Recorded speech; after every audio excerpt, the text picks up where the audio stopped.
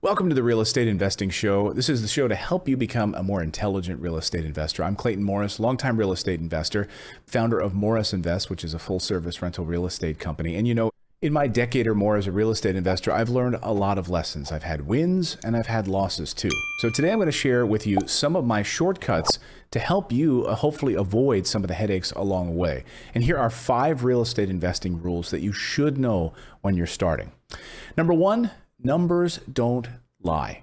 This is one issue that is very black and white. Look, a good deal is a good deal. A bad deal is a bad deal. So keep your emotions out of real estate investing and rely solely on formulas to help you make your decisions.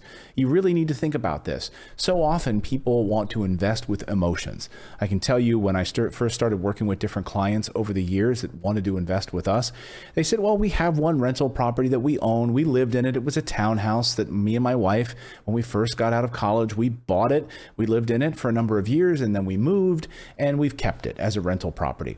And I just casually would ask them, well, what are the numbers like on that property? And they get like a little squeamish in telling me, like, well, just tell me, what are the numbers? Well, you're probably going to make fun of us. I'm like, well, no, what are the numbers? Well, this, and this. And I've run the numbers on a calculator when I was talking with them on the phone. And guess what? They were losing money every year. They hadn't figured out the taxes. They were just emotionally tied to this townhouse that they bought when they were single, didn't have kids. So are they ever going to move back into that townhome? I asked them. They said, no, probably not. And I said, if that property were mine today, I would sell it. So they just became emotional with it. Remember, the numbers don't lie. The return on investment simply doesn't lie. And once you run those numbers on paper, it should all make sense. Number 2 is that the market really matters. Now, our team at Morris Invest, we will spend years analyzing markets before we move into them. We're analyzing a number of pieces of data, everything from crime rate to vacancy rate to how many big businesses are moving to those areas, Fortune 500 companies. Is there a diversity of jobs?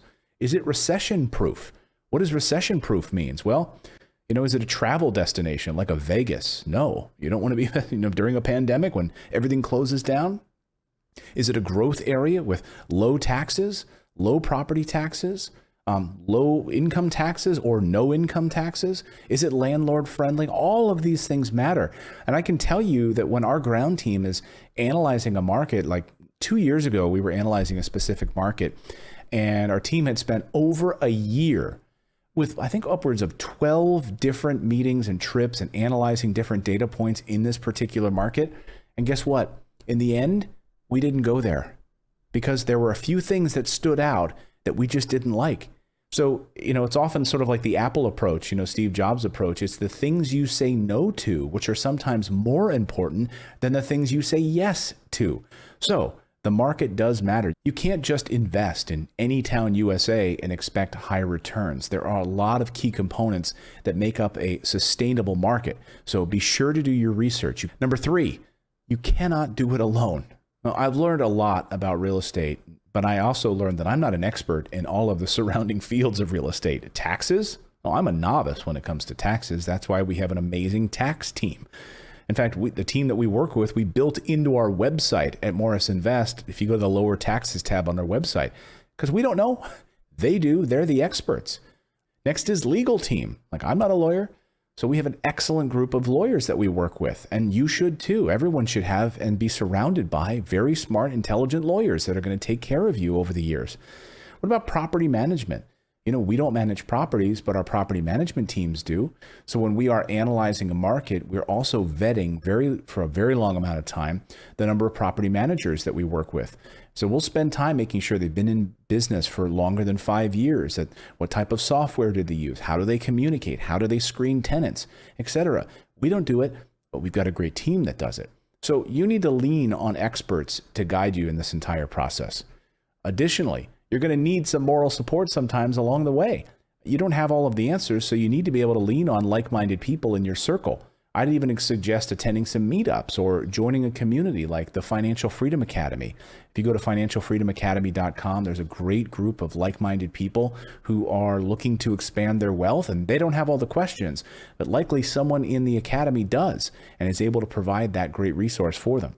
So find people that can give you the input on your deals. help you celebrate your successes also and encourage you when you're having a down day. It's very important. The next one on my list, you do not need to be wealthy to invest. I wish I knew this at the beginning. And I wish so many people when they're starting out knew that you do not need to be wealthy to invest. You need to invest correctly to become wealthy. It's all about financial intelligence. So when you become financially intelligent and realize that you can lean on other people's money, then the whole world opens to you.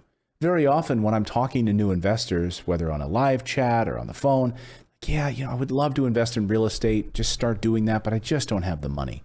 Do you know how many investors started with no money? Heck, Robert Kiyosaki, famous author of Rich Dad, Poor Dad, he bought his first property using a credit card in Hawaii. That's right. That was his first rental property. He didn't have the money, but he had the financial intelligence to do it.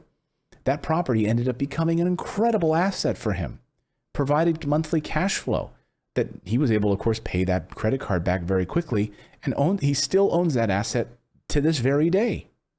So you do not need to be wealthy to invest. And finally, don't wait to invest. You are not getting younger, and time is the one asset we never get back. We all know how fast time goes. Heck, even during the pandemic of the last year, we couldn't believe, okay, our kids were home for 6 months and went back to school. We're like, oh my gosh, it's like Christmas time already? Like, what happened? Where did that time go? If real estate investing is something you really want to do, there's no better time than right now. Yesterday was a better time to invest than today, but today is better than tomorrow. So just get on the phone.